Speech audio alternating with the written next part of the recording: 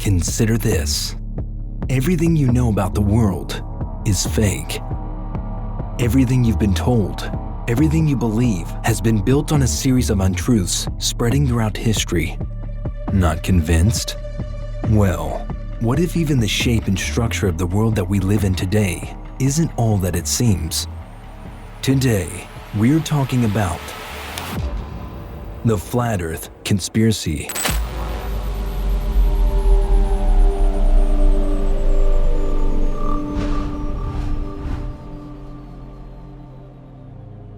Before you click away and write this off as just yet another rambling of a conspiracy theorist, let me take you back in time to where it all began.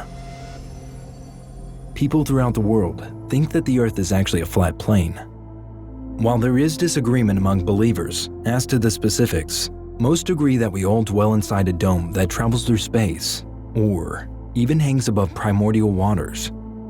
The Earth was assumed to be flat by ancient civilizations, but only until their cultures advanced.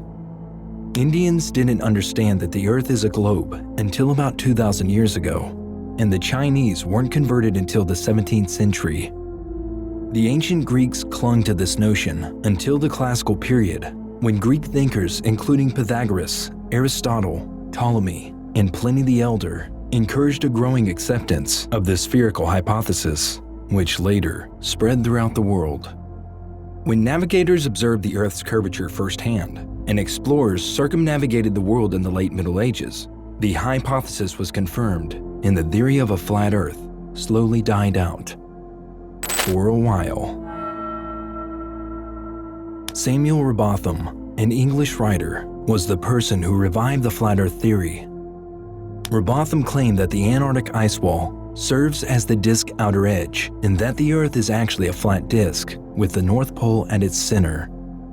The Bible, which makes several references to the Earth being flat and immovable, was one of Rowbotham's sources of proof. The resultant Universal Zetetic Society was active until the early 1900s, when the notion of a flat Earth became popular once more. The International Flat Earth Society revived Rowbotham's blend of biblical literalism and pseudoscience in the 1950s.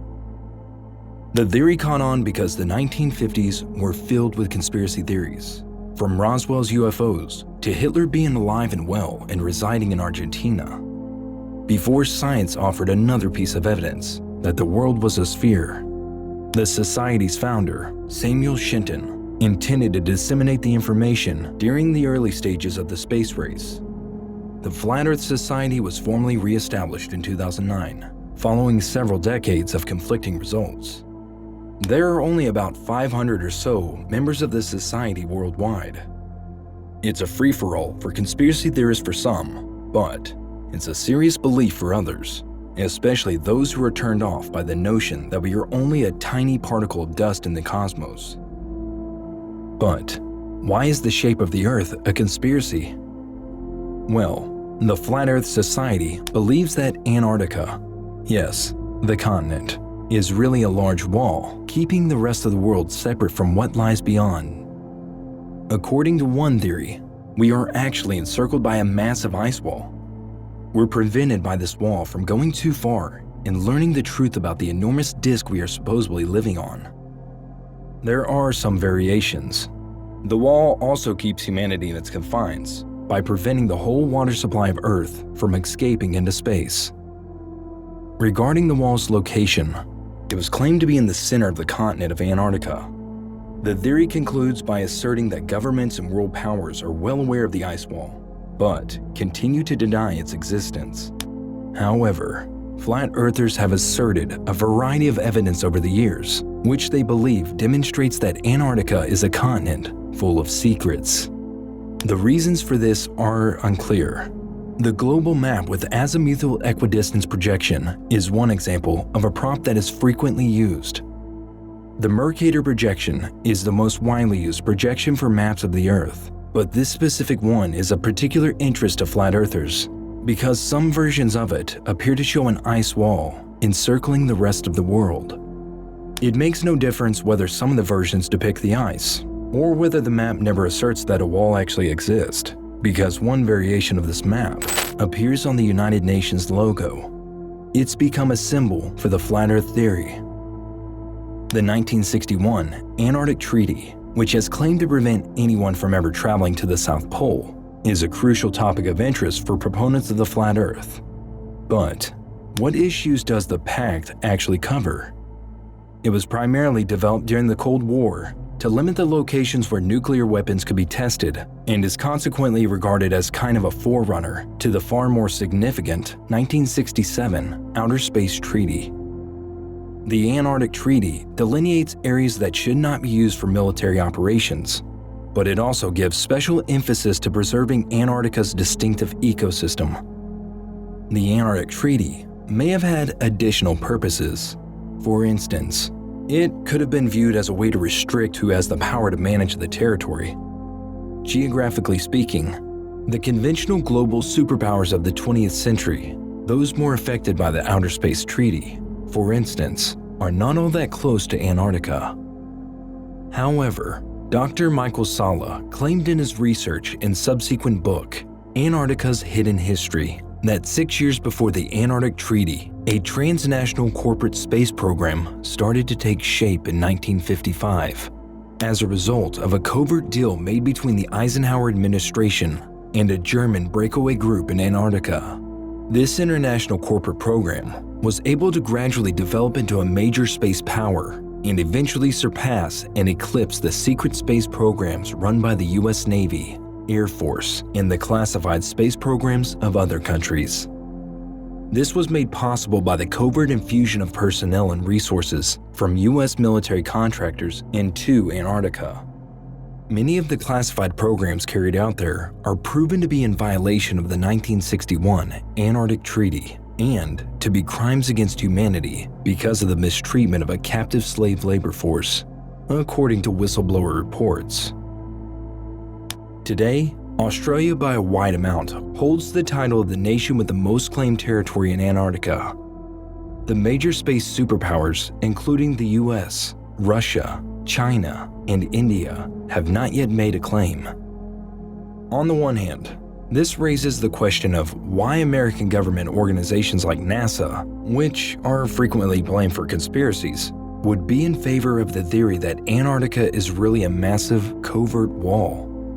On the other hand, proponents of the Flat Earth theory contend that efforts to control Antarctica's use are all a part of an international campaign to conceal the region's true history. The fact that the treaty doesn't really actually prevent anyone from traveling to the most enigmatic region is maybe the biggest counterargument in this situation. Yes, there are restrictions on military action, but not on scientific research. Additionally, numerous facilities and outposts are currently performing significant research in Antarctica. A group of flat earthers reportedly declared in 2019 that they would sponsor their own mission to Antarctica in order to test and verify the ice wall idea. This was important news, but the group eventually denied the mission ever took place or even existed. Thus, no evidence was ever discovered. However, it shouldn't be overlooked that entry to Antarctica is heavily restricted. For instance, it would be difficult to just sail your own boats to the Arctic coast, dock there lawfully, and establish a town. Most people's access to Antarctica is often confined to pricey cruises, or becoming a scientist successful enough to land a research position. If you're up for a completely different kind of challenge, however, you could always sign up for the annual Antarctica Marathon.